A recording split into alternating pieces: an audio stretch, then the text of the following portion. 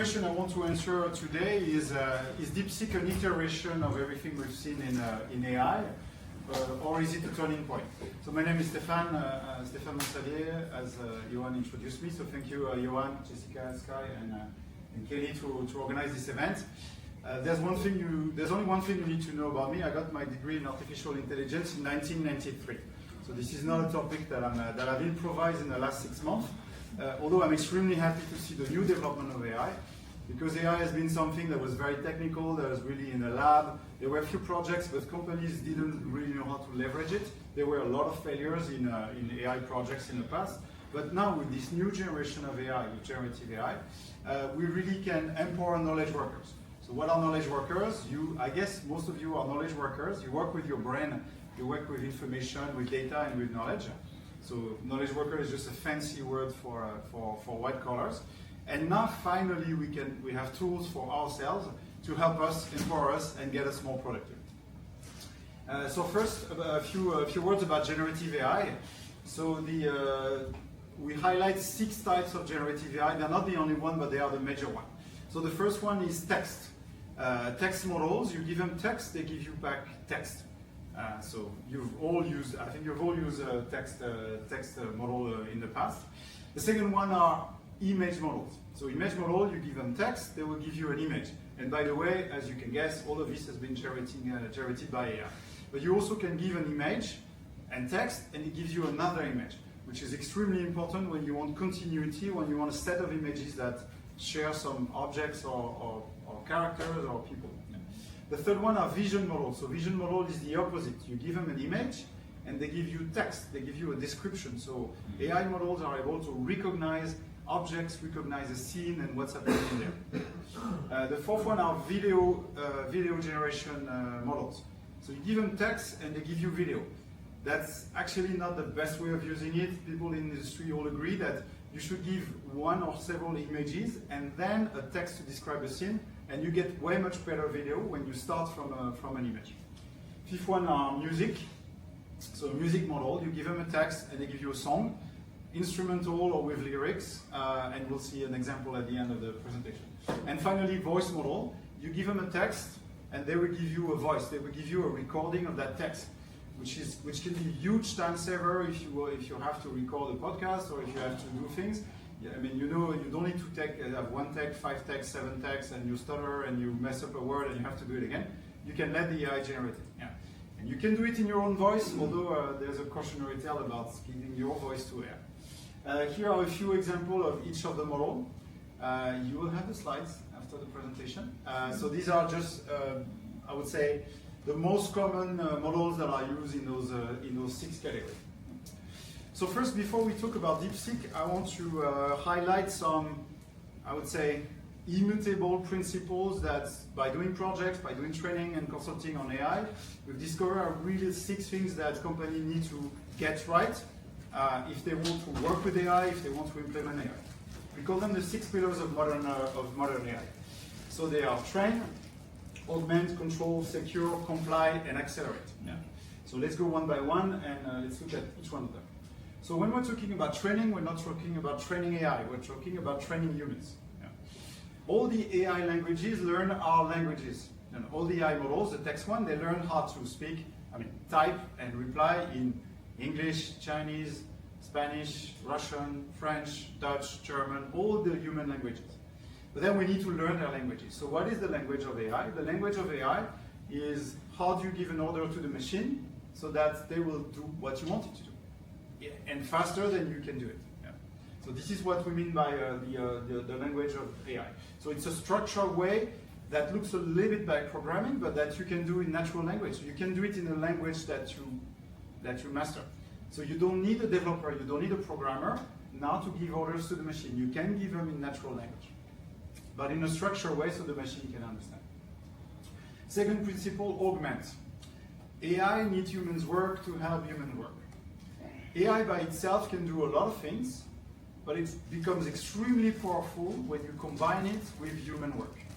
So that means in companies, if you can put, let's say, all your SOP and you give access to this SOP to an AI, then at that point, they become extremely, extremely powerful. And they need that language. Otherwise, it's a bit gimmicky and you can get things to do, but you need to provide enough context to an AI to be able to execute your task properly. So that context is going to be all the language, all the knowledge that is stored into your company, all your documentation, your databases, and all these things. Of course, you need to do it in a secure way. That's pillar number 5. Pillar number 3. So far, we consider that AI is not reliable enough to be autonomous. So whenever you implement an AI-powered workflow, you need a human at the start and you need a human at the finish. You need a human at the start because something needs to happen. There needs to be an idea, there needs to be an insight, there needs to be a spark, there needs to be a will to do something. And that has to come from human. That has to come from reason. And you need a human at the finish because we consider today that AI is reliable. Text AI we consider are reliable like 80%. Image is even worse. You will get bad images when you generate image. So you need a human at the finish to confirm that yes, this is what I want, and decide to move on to the next step. If you send an email and your customer is really angry about you, they're not going to give you a pass because you use AI. Maybe the opposite. So you're in charge of everything you send, everything you do, and AI is just a tool for you to accelerate. 4th pillar, secure. So your data, again, the 2nd pillar is that your data combined with AI will be extremely powerful, but you have to make sure that this data is not leaked out. And whenever you use a public AI, so if you use a public DeepSeek or you use Kimi, or you find a way to get through ChatGPT, every data that you give to the AI is leaving your company, getting into another company's servers, and they can use it to train the next version of your model. So this is in a sense, you and your employees and everybody else, this is in a sense leaking data. Instead, you need to build your own AI infrastructure that you need to secure, and you need to understand exactly the type of AI that you implement, and you need to make sure that your data doesn't leave your company, especially your data and your customer data. 5th one is comply. So AI regulation is a moving target. There's a set of regulation here in China that you need to comply with. So you need to know what they are. I think there's a lawyer in the room somewhere, right? You can ask your lawyer to explain, but you need to know that it's not whatever you want to do. It's not because it's efficient that you should do it. There are strong restrictions that are coming from the Chinese government. Now, if your company is the subsidiary of a foreign company here in China, you may be submitted to both regulations. So there's no US regulation yet. There was almost a regulation, but there's a regulation in California. So California passed some bills. So if your company is registered in California, you have to comply with the California rule and you have to comply with the China rule at the same time. If your company is registered in Europe, you also under the AI Act that has been there. And I just had a keynote yesterday with a lawyer in France, and she confirmed 100% that European companies operating abroad are submitted to both regulations if they both exist. And of course, they are different, and of course, they will conflict at some point. So talk to your lawyer before you do anything drastic. And finally, acceleration. You all know and you've all seen that there are new AI models that are coming really, really often. So that means 2 things. One, if you start a 12-month project and you want to put something in production in 12 months, whatever you put in production is outdated, even 4 months. If you start an AI project today and you say, okay, it's going to be live in 4 months, whatever you put in production is going to be outdated. Yeah. So as a result, whenever you work with AI, you cannot, advice is not to stick with one AI technology. For us, AI models have to be like light bulbs. You have to be able to unscrew one and screw another one to replace it. Yeah. Because next week there's going to be a new one. And next week there's going to be a new one, next week there's going to be a new one. So that means in terms of IT infrastructure, your AI infrastructure must not link specifically to one AI model. And it must be very easy to change to the new one, because they keep changing. So when DeepSeek came in, my team was able to add DeepSeek to our infrastructure within 2 days. That's exactly what we're looking for. So we didn't miss the boat, and we're able to try. And then that provider didn't work, so we moved on to another provider that was faster and cheaper to integrate DeepSeek. So what about DeepSeek? That's the topic the topic for today. So DeepSeek, you know it's an AI, it's a Chinese company, AI Chinese startup, started in 2023, well funded by local VC. And the third thing about DeepSeek is they train their model with only $6 million. Why do we say only $6 million? Because there's been estimated that ChatGPT 4 took $100 million to train. So we divided it by roughly 20, they divide the cost by 20. So because they divide the cost by 20, they can offer it cheaper on the market. Yeah. But also that means it took them less time. So how they did that? We'll see that later. And the second very important thing about DeepSeek, it's what we call it's an open weight model. So meaning you can take it and you can install it if you have a very powerful laptop, or you can install it on your own computer. And nobody's going to ask you anything. So it's completely transparent and it's completely open for you to do whatever you want with and to build on top of it. So why so much? What's the consequence? So this is a third-party benchmark. So this is a website where you can go and check. It's probably outdated because it's from last week. It has changed. I know it has already changed. I didn't update it. But for these two models, I think it's quite stable. So the two things we highlighted. One is the performance. So this is performance. So this third-party group, they run a bunch of tests on the AI, and they test the AI on the same task, on text-related tasks. And then throughout, I think there are 11 or 12 tests, they give an overall ranking of the model. This is important as a market, and again, because it's a third party, it's not what these companies say. Any company can claim that their model is the best, but they really compare them from an equal footing. I want to mention that what is important is what you want to do with the AI. So if you think that you get better results with Claude 3.5 with Qwen 2.5, that means it's the model for you. And the way you use it may be different than these benchmarks. But they are a good indicator. So between GPT-4o, the November version, and DeepSeek, there's 12% additional performance. So the performance is 112%. Roughly the same, so we can say they are more or less equivalent. But at 11% of the cost. So it's 10% cheaper to do the same thing. And here we're talking about what we call classical text models. So the one you're used to, so similar to Kimi, similar to all these models, which are all classical models. Next, we're talking about reasoning model. So what is a reasoning model? It's a text model that will go through steps. You know, a classic model is a simple prompt. You ask a question and you get your answer. Yeah. What we are all used to. When you use a reasoning model, the model will do a kind of thinking process, a reasoning process. So when you ask for a prompt, first the model will do exploration. The model will look into different directions and look for more than one solution and compare the different solutions. That is going to do a control. Is it what the user asked me to do? And look back. If the model considers that, okay, that's what the user wanted to, that's the final answer. If the control fails, then the model will go and explore and look for even different solutions. Finally, you have your response, which is what you're looking for. And there will be an explanation, why is this, in the model's opinion, why is this the right one?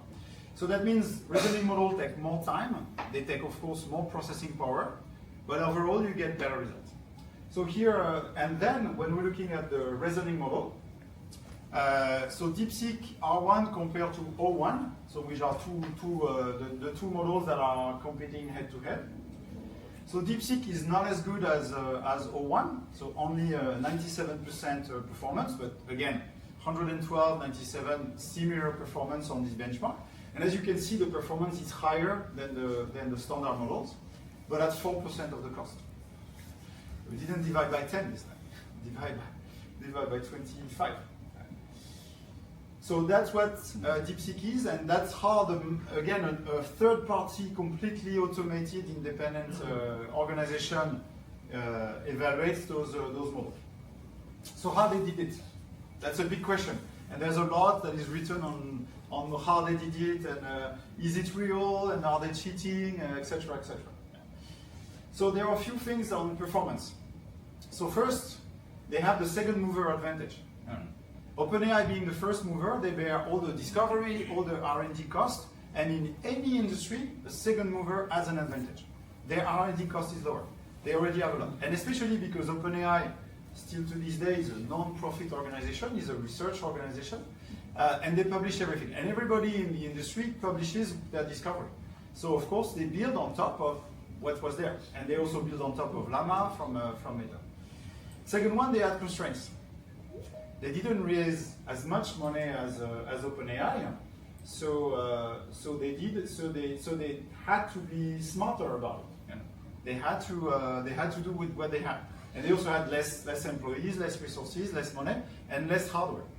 And they didn't have the latest chips, and they didn't have the latest access to the latest NVIDIA because there was an embargo from the US. But third one, as a consequence to all of that, they made breakthrough discoveries. So by all experts read their paper, again, they published a paper on how they train the model, and yes, they made some discovery. And yes, they moved forward because of these constraints. And from my point of view, also they have dedication. They have dedication to text model. They also have a diffusion model for image, but they're really dedicated to make their model the best one. When OpenAI hired a few months ago, they hired roboticians, and they also spent way too much time create their video model, and they are doing a lot of things. And also OpenAI is trying to be a B2C and building a lot of things around their model. DeepSeek is really about the model, and they really probably dedicate 80% of their human resource on the model and on making it work. Second, on the cost. So because it's a smaller model, because they have smaller models, they also have a series of what we call distilled models, which are even smaller. That means less infrastructure to run. So that's one reason why they are smaller. They have a smaller team, so they have a smaller labor cost. So again, the cost of financing the next model is also lower for them. And they have a domestic competition. So their first market is the Chinese market. And on the Chinese market, there's a small company called Alibaba. And Alibaba, they have the Quan models. And I don't know why, but 8 months ago, the Quan model were already there. And the price comparison, so they were in the, maybe some of you have noticed, they were in the comparison. And 8 months ago, I've already highlighted in my speech, there is Alibaba model, there are Quan, they're quite good, and they're way cheaper. So when DeepSeek comes in, DeepSeek cannot be like twice or 3 times the price of Alibaba, right? They cannot compete with Alibaba. So they have to align themselves to the internal domestic market, and they cannot afford to be, again, so expensive. So they are aligned with Quan, and because Alibaba is a bit bigger than them, maybe they need to be a little bit cheaper. And of course, looking as a Chinese startup, they look for volumes. Same as Kimi. They want hundreds of millions, like several billions users as fast as they can, because this is the strategy of any Chinese startup. And finally, the openness. So the openness gives them an advantage. So the transparency builds credibility. Because there was so much, I would say, doubt about, like, is it real? Are they doing it? Is there some trick around there? Because they're an open weight model, then everybody can look at it. And everybody can see that, yes, it's real. It's really there, and it's happening, and there's no trick. You know? In the industry, they are quickly becoming the new reference. So because Llama was the popular one, so the model from Meta, it was the popular one that everybody was using to build. So to build fine-tuned models, to build industry models, a lot of medical models were built from Llama. And now, DeepSeek is becoming the new reference. So we see a lot of research that starts now from DeepSeek, because the performances are better, it is cheaper, and it is more efficient. So they are kind of pushing away Llama as the reference open weight model. They are on a domestic competition, so again, they have to differentiate themselves. Although, I mean, some of the Quan models are also there, and they seek volume, so they need to deploy themselves very fast. They need all the providers, so from ByteDance. So now ByteDance also have an offer. A lot of cloud companies have adopted DeepSeek, and Tencent have decided, they made an announcement to use DeepSeek to power WeChat search. So the fact that they're open makes it easier for everybody to go and try, and then they can make a deal with all these companies after the fact, and they can pay them after the fact. Once they need support, they need a consultant. But being open is a way for them to distribute themselves faster. So, should you care? So what? After everything I told you about DeepSeek, these are all good things for DeepSeek, right? It makes them successful and all this marketing and coming out there. But why should you care? Why entrepreneurs should care? Entrepreneurs should care for three things, 3 positive and 1 negative. So the first one is it's cheaper. So because it's cheaper, you have way more use cases with an ROI greater than 1. Yeah. So, and this has been a great issue every time we discuss with companies to implement AI. We will discuss about, can AI do this? Yes, AI can do that. Okay, how much time do you save? I said that much time.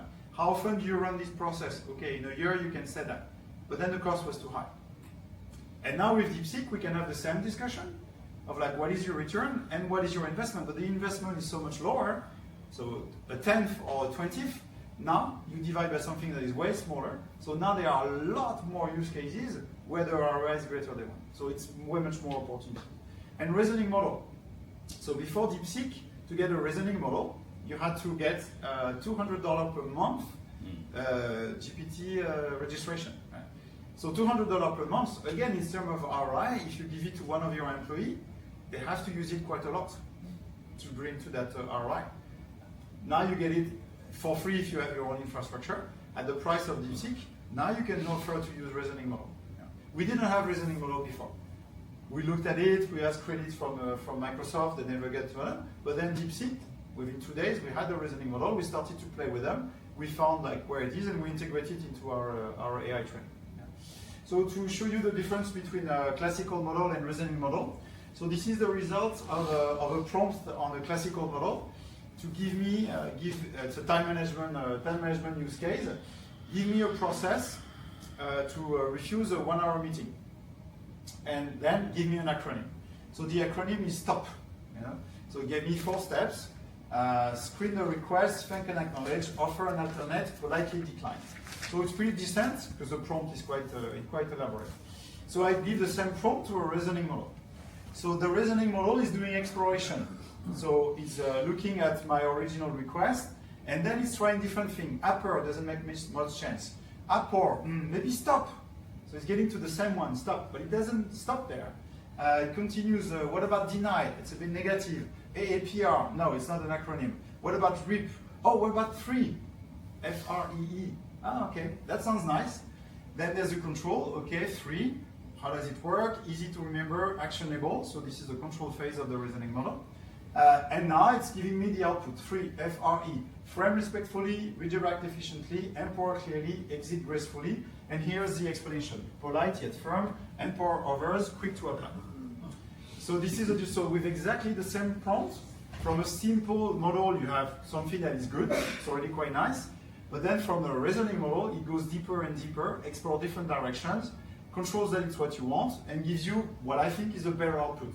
Way more articulate and a better process. Next, better. So improve the quality of the output. When the performance is slightly better, 12%, it gives you a better output. So it reduces the need to rework. If you issue a prompt to an AI and you don't have the good results, you have to do it you have to precise, like, no, it's not what I want, and then you end up in those endless discussions with the AI. If the AI really gets what you want and does the exploration for you, especially the reasoning model, then it saves you some time. Third, it's open. So open means it's portable, secure, and you can create and implement it independently. And you can really shield it from the internet, and if you have very, very highly sensitive information, you can really bring it into your company and build your infrastructure. And of course, as a light bulb, so that you can replace it with the next DeepSeek or somebody else who comes in, but has to be open. So it's transparent and there is trust. And again, as I said, it's becoming the new reference compared to Llama. About the security issue, the pillar number 4. Here's a little bit illustration of the issue. So in your company, you have your proprietary information that you want to protect, and hopefully you have a wall here that makes for you to make sure that nobody can come into your organization and steal your data. Yeah, you have to protect yourself from hackers. When you use fundamental models, so all the AI models we've been talking about, they sit outside of your company on the internet. So when you access Kimi, when you access DeepSeek on your phone or on your laptop, you're actually accessing something that is outside. They supposedly have been trained on public knowledge. That green box there is public knowledge, but they don't have access to your company private information, hopefully. Yeah. So when you use it, this is what happens. You sit in your office, or your employee sits in your office, you issue a prompt to the model, and you get an answer. Problem is, there's a very high probability at some point that you're going to take a piece of proprietary information, put it in your prompt. Like, please help me review this client contract. And you paste the client contract. So now this blue information is out there. And the AI company will use your data to train the next version of your model. So now your data is leaked. And you don't want that. Of course you don't want that. So the solution is to bring the model inside your company. So when you take a model, and again, being an open weight model, you can do it. You absolutely can do it. Nobody will stop you from doing that. And you put it inside your company. So then two things happen. Number one, your confidential information doesn't leak out, it doesn't get out, it stays here. But then because now you have built a secure environment, now nothing is stopping you from using and leveraging 100% of your confidential information. And then all your employees can access it freely, and now you can really leverage the power of AI. You know? Pillar number two, you augment the AI with all the knowledge that has been stored inside, all the explicit knowledge stored inside your company. Finally, so a little bit of a negative things on DeepSeek, it is slower. So that was part of the benchmark. So OpenAI is slower, DeepSeek is slower than OpenAI, so R1 is a bit slower. Sorry, V3 is a bit slower. R1 is kind of, we didn't compare R1 actually. I can't compare it with O1 because we don't have access to it. So you need to be a bit patient, but especially you need to train yourself. You need to train yourself because to get good results on the first trial, you have to be able to prompt. You know? So this is why we provide training. So we have a set of trainings that are here to empower knowledge workers because we see that even people who've been using AI for a long time, they develop bad habits. I call it learn how to play tennis on watching YouTube videos or Xiaohongshu or WeChat. So if you watch videos and you listen to people, you don't have really a structured way. So this is what our training are about. It's about really structuring the way, getting to all these different prompt techniques and know how to use the technique the way you want to do. And our objective is for you to do one prompt and get exactly the result that you want. So my conclusion, but it's my conclusion, maybe you'll reach a different conclusion after today. My conclusion is that there are more opportunities to create value in AI thanks to DeepSeek.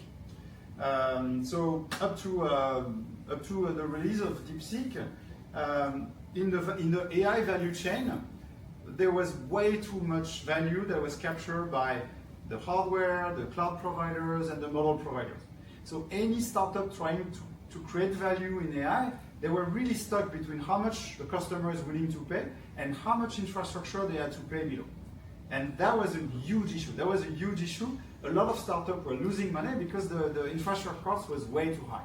Now with DeepSeek, that has been lowered. So now there's really room to create value with AI. And now in the value chain, the application and the service part of the AI industry, really now you have room, thanks to DeepSeek.